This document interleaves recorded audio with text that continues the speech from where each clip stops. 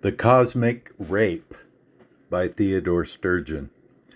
I was 11 when I discovered Theodore Sturgeon. I was reading a collection of weird stories and ran across Sturgeon's classic tale, It. That story haunted me for years. Though I was just a kid, I already had aspirations of becoming a writer. I wanted to be able to write stories as weird and fascinating as It. I was in good company. I remember reading years later a Ray Bradbury interview in which he said he eagerly read anything by Theodore Sturgeon and spent hours trying to puzzle out just how Sturgeon was able to write such wonderful stories. Here's a photo of Theodore Sturgeon wearing a medallion that he designed. It's the letter Q with an arrow pointing to the right. He explained this symbol as meaning ask the next question. When asked how he arrived at some of his fascinating storylines, he often replied, I always ask the next question. Most Kurt Vonnegut fans will know about the fact that Theodore Sturgeon was an inspiration for Vonnegut's recurring character, Kilgore Trout. Sturgeon did struggle financially for most of his life, but in reality was not much like the indigent, prolific, unskilled fictional author Kilgore Trout. Sturgeon had enormous influence on SF writers and fans. His contributions to the Star Trek TV series are legendary. Still, he's a prime example of an exceptionally talented and influential author who never quite received his due. Of course, his 3 wives, 7 kids, and by some reports heavy drinking certainly factor into the mix. Sturgeon had working class roots. He began writing and submitting to pulp magazines when he was a merchant marine and not yet 21 years old.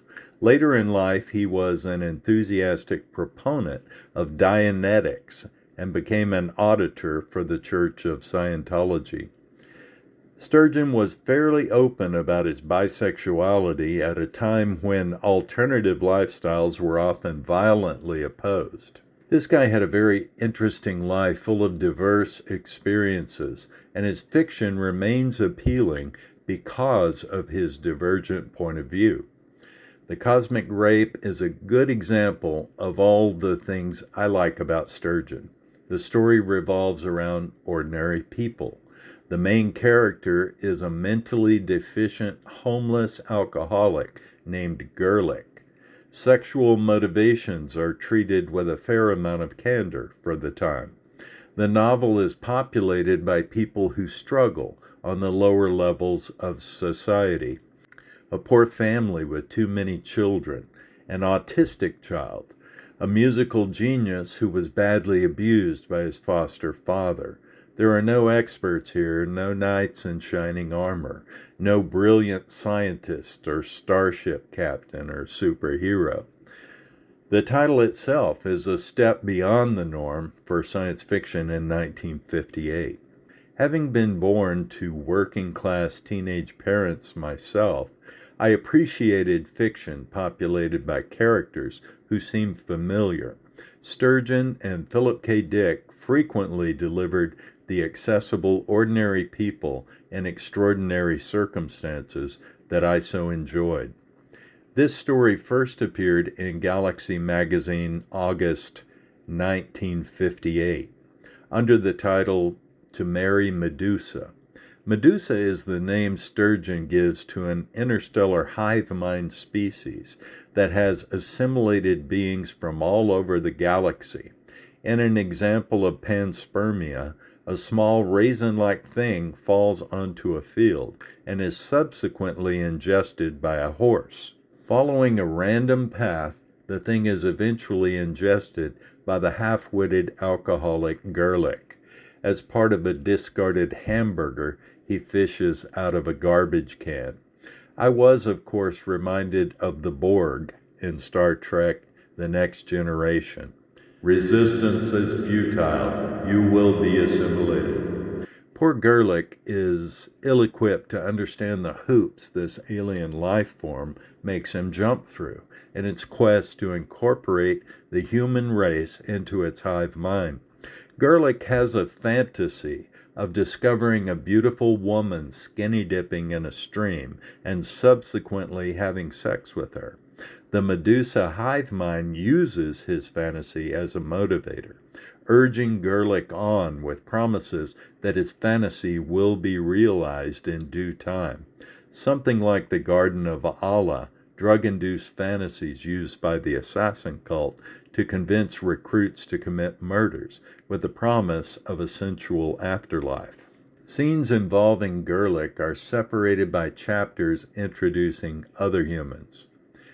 Sturgeon paints a diverse picture of seemingly different people, different circumstances, in different places, all have in common a lifetime of ongoing struggles. These are the disparate elements Medusa wishes to gather together into an interplanetary consciousness network. Once humans are integrated, once they no longer perceive themselves as separate beings, they become something the Medusa is not prepared to handle. I give The Cosmic Rape a strong recommendation. It's a very enjoyable story, penned by a unique mind in the field of science fiction. My copy of the book is a little rough, as you can see, but I think you can still make out the interesting surreal artwork of Richard Powers. When Powers was hired by Ballantine Books in 1952 to illustrate their science fiction book covers, he began producing surrealist imagery inspired by Yves Tanguy and Joan Miro. I really love this style of art, and I have a piece by Miro hanging in my hallway not 10 feet from where I sit composing this review. Powers' covers may seem like nothing special 70 years after the fact, but at the time they were truly groundbreaking. When I plucked this book off the shelf at Gardner's bookstore, I was immediately taken by the cover art. I found it very progressive for 1958. The Cosmic Rape by Theodore Sturgeon, a bold science fiction novel with an avant-garde cover illustration from 1958. This book is worth checking out in any edition.